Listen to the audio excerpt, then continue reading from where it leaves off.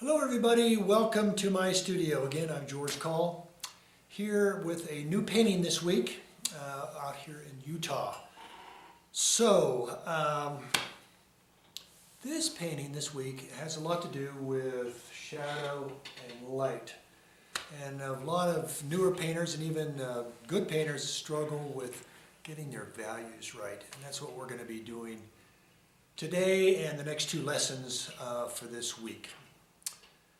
I want to also stress the importance of getting outside and painting and getting good critiques.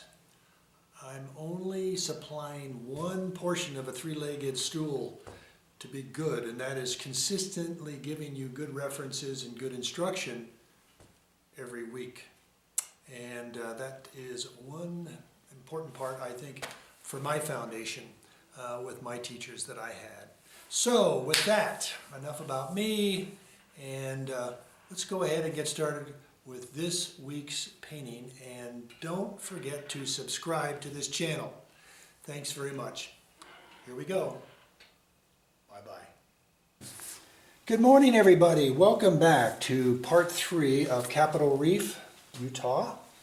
And I hope that you've been able to take a look at part 1 and 2 to see how we developed this painting through drawing and then coming in with some basic colors and values, and then yesterday doing more balance. I think we made a lot of progress yesterday with our values, and I still think what we have successfully done is keep this in shadow down here with this bright light, with this sunny day on those cliffs that you can find in Utah. So with this, before I get too far down the line, my Zoom students, Jan and Anthony, do you have any questions that I need to address today before I get started? Or that I make sure I address today?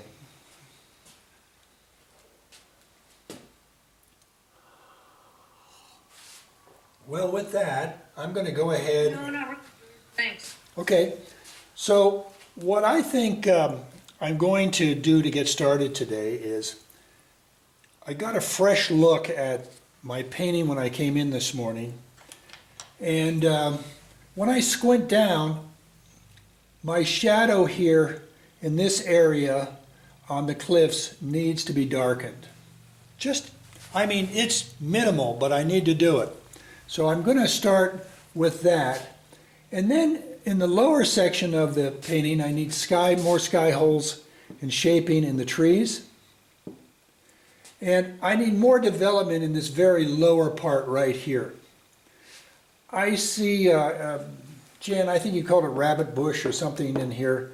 We need some more excitement in these colors down here, and this area of shadow gray pink, I think needs to be worked on. I think I need some along the fence line too. I could be wrong, and I have some chunkiness around my fence posts, in which my big brush didn't smooth out my color there around it. So it looks like there's a halo around my fence posts. So with that, let's go ahead and get started. So I want to mix some sort of a purple gray back there in the back. So I'm going to go with a little bit of ultra blue. Rose, again that's rose, ultra blue.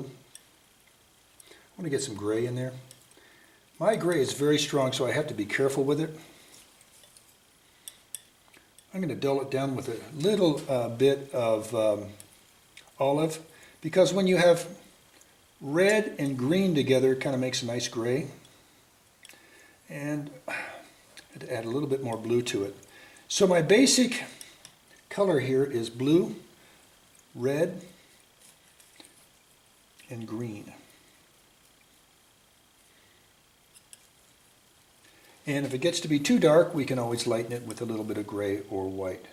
So if you want to test it out, use a little bit of white on the side and see how you can do that, which I just did if you can see this on the overhead. All right, I'm going to take a sip of coffee. I'm going to get a brush with I think it looks like a number 6 flat with some of my darks, and I'm going to do some darkening.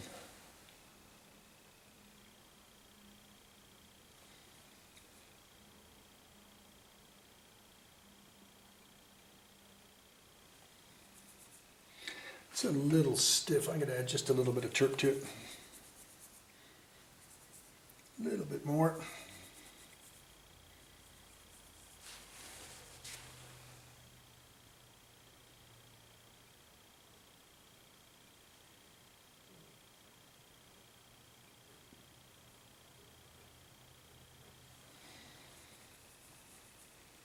And I see some darkening here.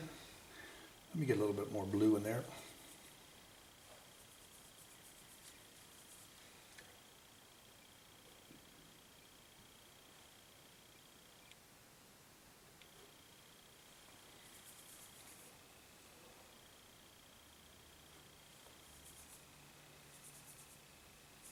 And I'm going to work myself over this way just a little bit.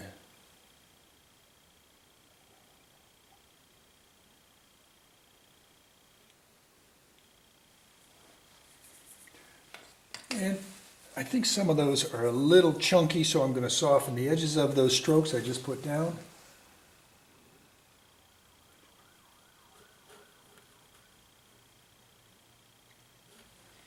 So I'm adding a little bit of terp in the mixture and softening those edges just by going back and forth. I want to leave some that are sharp, like that, and others a little stronger.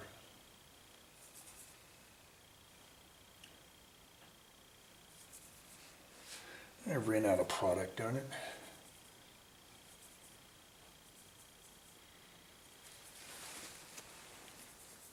Let me see here. A little too strong. I wasn't going to spend this much time up here, and now here I am.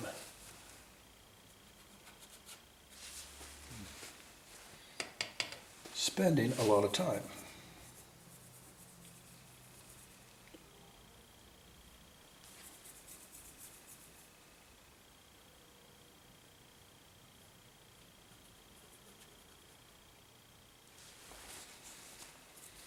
And I think I need some more shadow up in here, more value and darker shadow.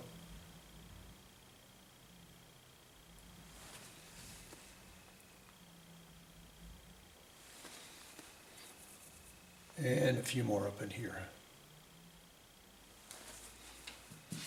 All right.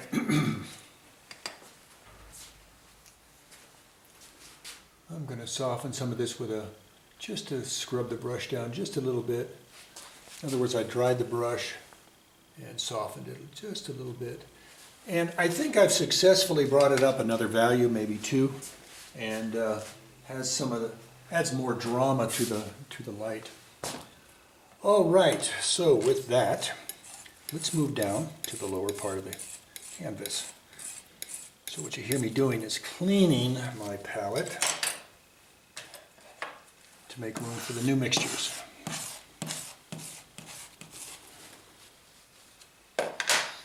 All right. What I see is some more interest off to the right. I don't know what they are. I think they're campers or just bright lights or something.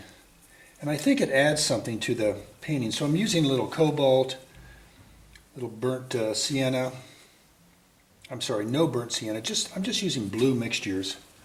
And I'm going to try to see what that does if I add a spot or 2 of that. Not dark, or not light enough, huh?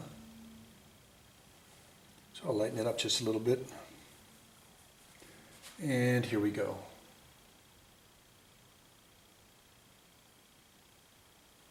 Probably too much there. And if that works, I'll add a few over here just to keep things balanced.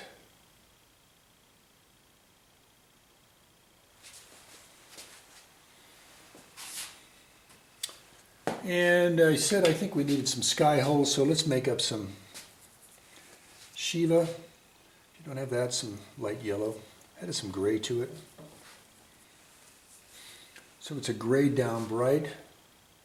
And we can do some shaping of these trees. This one seems kind of awfully strong side. And I think there's some softness on the top of some of these. We can add some of that to it. And I'm adding some light under the trees. And now I'm going to actually put some dots within the trees to say, okay, these are sky holes. Even though there's not sky behind it, I still refer to it as sky holes.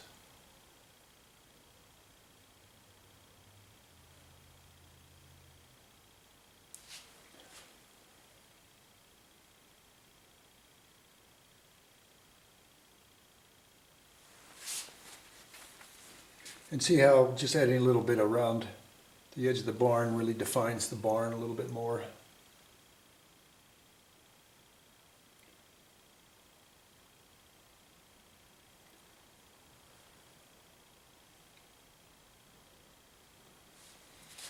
And I'm softening the top of some of the trees with just kind of a scraping motion, meaning the side of the brush. And I don't want to overdo that too much, but I think I do need some more in here.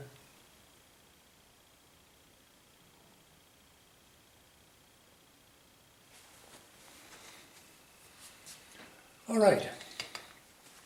And that gives the impression of trees. I want to get some more trunks in, so I'm going to make some burnt sienna green, ultra blue.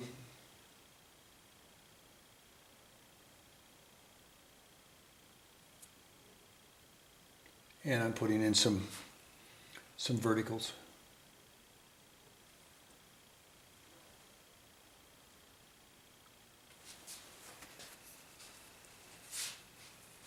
I'm going to bring some green in here. So I have more dominant green on one side.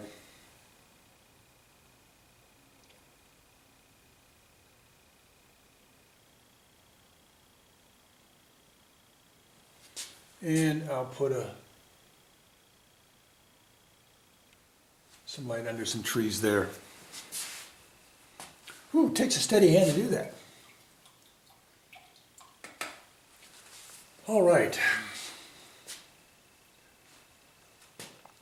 I said I have some haloing going on around my fence post, which means you can kind of see where I started and stopped the brush around it and leaving some halo, which emphasizes the fence post more than it needs to be. So I'm going to make this mixture again, and it probably has something to do with olive and blue. Probably a little red too, a little alizarin.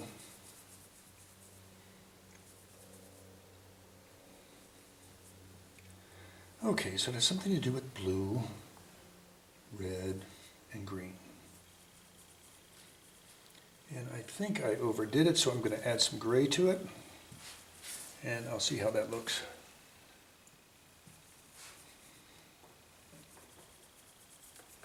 I think I'm going to add a little permanent green to it, which I'm out of on my palette. So I'm going to go over and squeeze some out.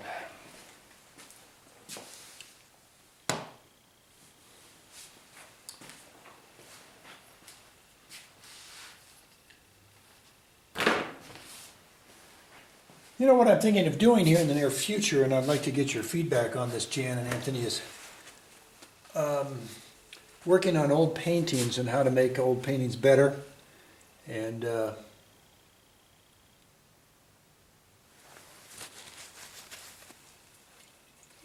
instead of starting a painting from scratch.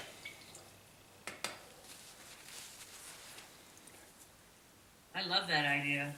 Because if you're like me, we have a lot sitting around that's, we said, you know, I think I can make that painting better. And I think that would make a nice, Good idea. a nice subject matter for a class. So what I'm doing. Sounds like a good idea to me. Thanks, Anthony and Jan. So what I'm thinking of doing right now is getting these halos out from around my fence post. And that's what I'm doing with this mixture.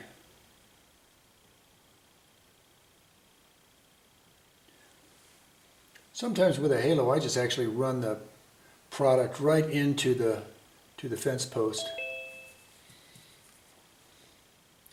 Who's that? I heard the doorbell. Hi, George, it's Ralph. Hey, Ralph, welcome. Sorry I'm late. Thanks. Oh, fine. So what we're doing here, Ralph, is just, I had some halos around my fence post, so I'm trying to get rid of those.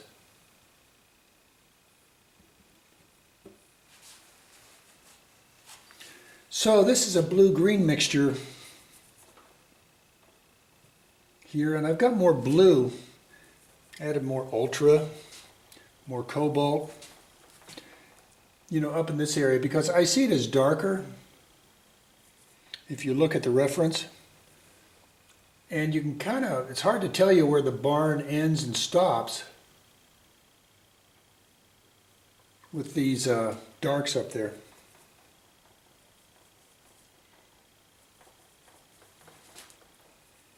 What is that shadow color? I'm making it more blue than anything else, maybe a little bit of burnt in it.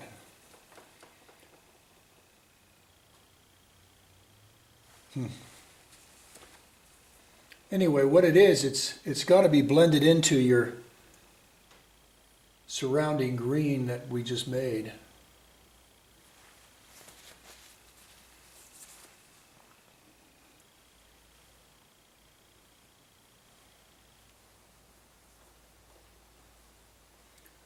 And I'm going to re-emphasize the bottom of the barn with some darks.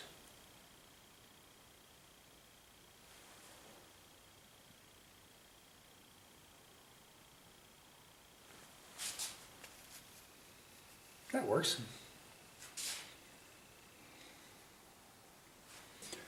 All right. I think we need some of this purple red here, so I'm going to go blue, alizarin and rose, blue, cobalt. Got to get more on the red side. So add some gray. So it's cobalt, ultra, permanent rose, alizarin. That's a little darker than I have, so I'm going to add a little bit more gray and a little bit more alizarin. And I think I'm right in the neighborhood there. That's perfect. And I'm going to put some of that against the fence here. And some of these rows of the, making this up a little bit. And I'm incorporating some of that into this flat area here.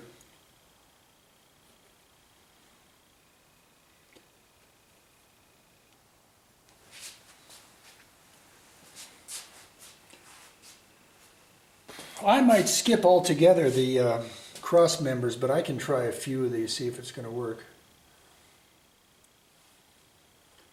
But I'm not great at horizontals.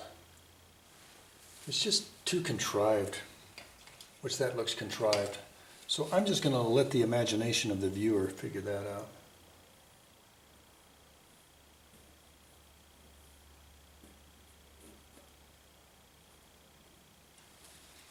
All right, we've got these nice darks in here for the base, and I'm wondering I might need a little bit more before I start going with those really brighter colors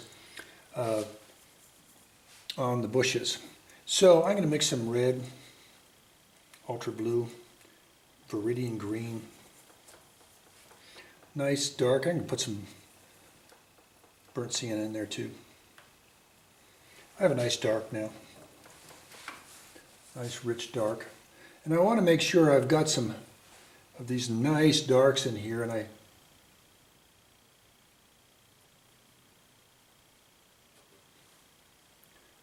think I'm going to bring some across here too.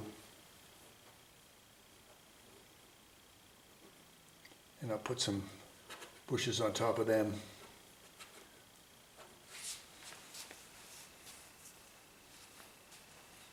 But make sure you have some good darks in the foreground like I'm doing right now.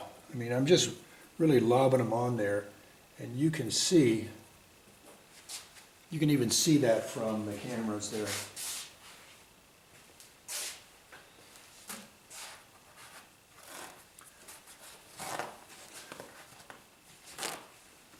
So Anthony, what was your problem with getting logged in with Zoom?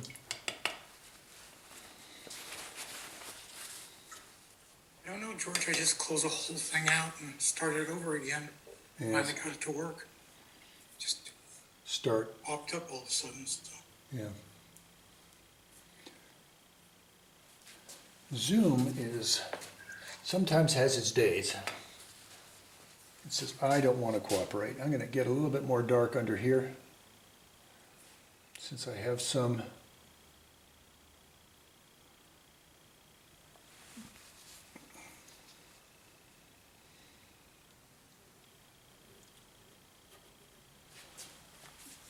All right, enough with the darks already. All right, let's make some dull greens, and I'll see if I have any on my palette already. So any green I have on my palette, I'm just going to mix together as a base to see if I could start. I don't want a bright green, I want a dull green. So you can always depend on Viridian for that. Add a little rose or red to it, and it brings down the green. I just love that combination of alizarin and Viridian for subtle grays. So with those two basic mixtures, I'm going to darken it up. It's just too light. I'm going to add a little bit of olive to it. And there we go. That knocks it down quite a bit. And I don't want to get rid of my darks, but I want to work on top of them. And see how I'm scrumbling it in.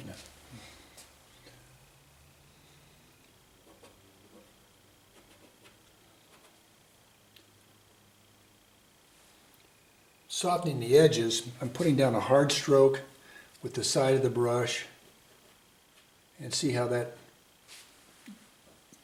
distributes more evenly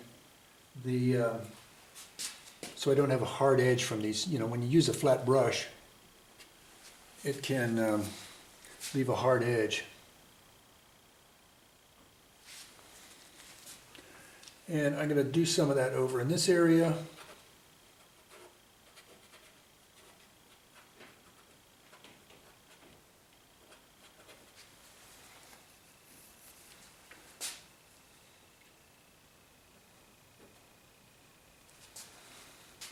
Oh, I like that effect. I'm going to go back to that pink that I had on the bottom and soften some of these edges from the bottom. Just using the side of my brush and softening the bottom.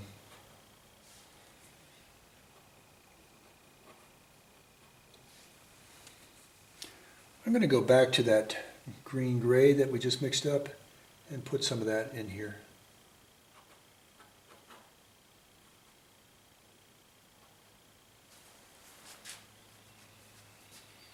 And make sure that the bottoms are also soft going into your darks that are on the base. So you can mix up some darks and slide the darks up, which I'm doing right now. See, I'm just loading my brush and bringing up the darks from the bottom. And don't lose all those nice, beautiful darks you have.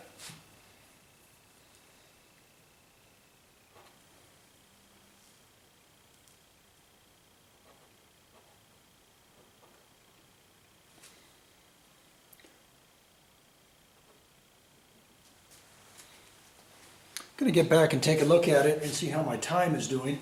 And we're doing excellent, so it's time for a sip of coffee. And let's get back into the bushes. There's kind of a yellow-green in there, so I'm going to see what I can do with, throw some Shiva into my green mixture. You know, that gray-green I just made? So I'm throwing some Shiva into it. Uh-oh, I got some red on them. Darn, I contaminated it with getting a little pink in there. So I'm going to make some olive and Shiva.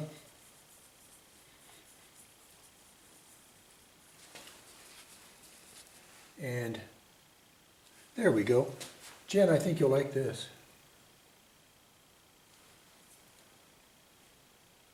I think you guys can see it probably now. See how I'm putting it on the tops of these bushes. What did you add to your mixture, George? Well, I started out throwing some Shiva right into that base green that we had here. But I contaminated it with some red. I had some on the end of my brush. So I just went back to olive and Shiva. And that's working really good.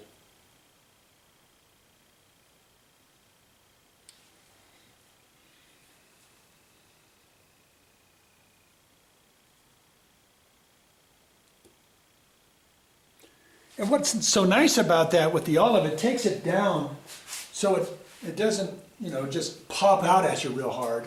It's still saying, hey, I'm in shadow. And I think one of the important things we're learning from this lesson, and I wanted to do with this lesson, is to keep this in shadow and this in light. And this, even though you're showing a bright flower, it's not banging out at you.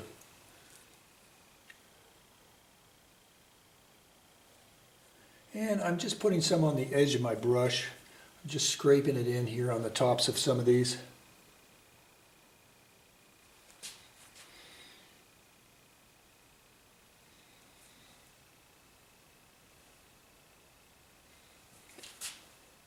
So I see a whole bunch of them right down in this lower left area. And I'm going to make believe that there's some out in here just by scrumbling with the edge of my brush as I go back. All right.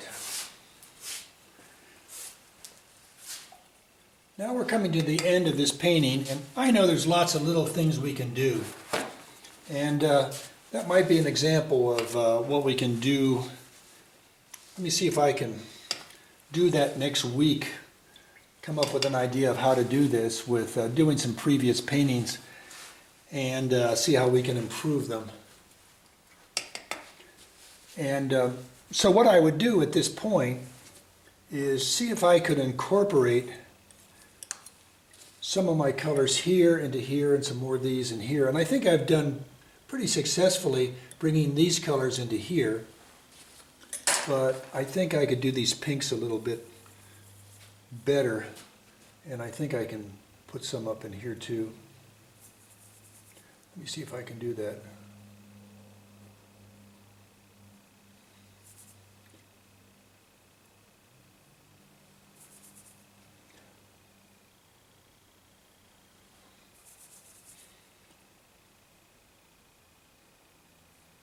And put a few streaks of that over in this area.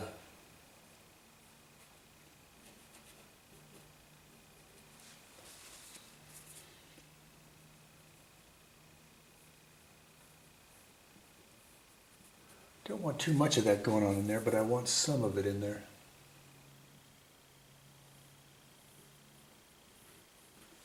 So I'm running a little bit of dry brush with the pink in here.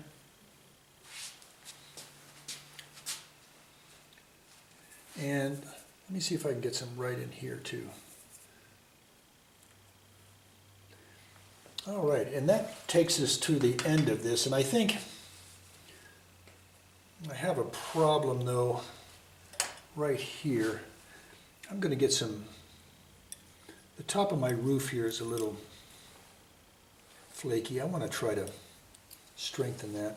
So I'm making some cad yellow, putting some on the edge of my brush and or my knife, and running that right there to strengthen the top of that. And that was a little too much, so I'll knock down with a little bit of Shiva and gray. And bring some of that in just to balance it out. Sorry for my bending over the camera here.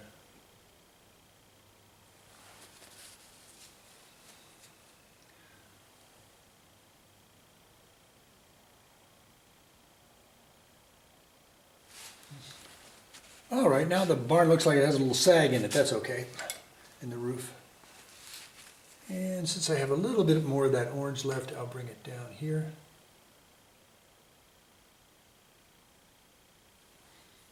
And in a few more places. It looks like I have a smudge here, so I'm cleaning up my smudge. Get a little orange in there too.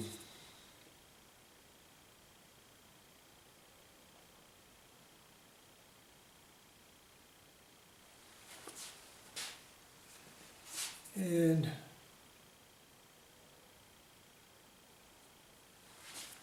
all right, I think I better call this quits before I ding it to death. Give it a good look over here again. But I think for 3 35-minute sessions, we've really come a long, long way. So I hope you give this a try. I think what really helped me to get this painting started was in session 1, I put an acrylic dark down here, like a pink, almost purple gray on the lower section of the painting. And that just really started us off with a firm foundation that this was going to be shadow down in here. And I really like this area. I think I've done it justice with the painting, and again, I hope it's done the same with you.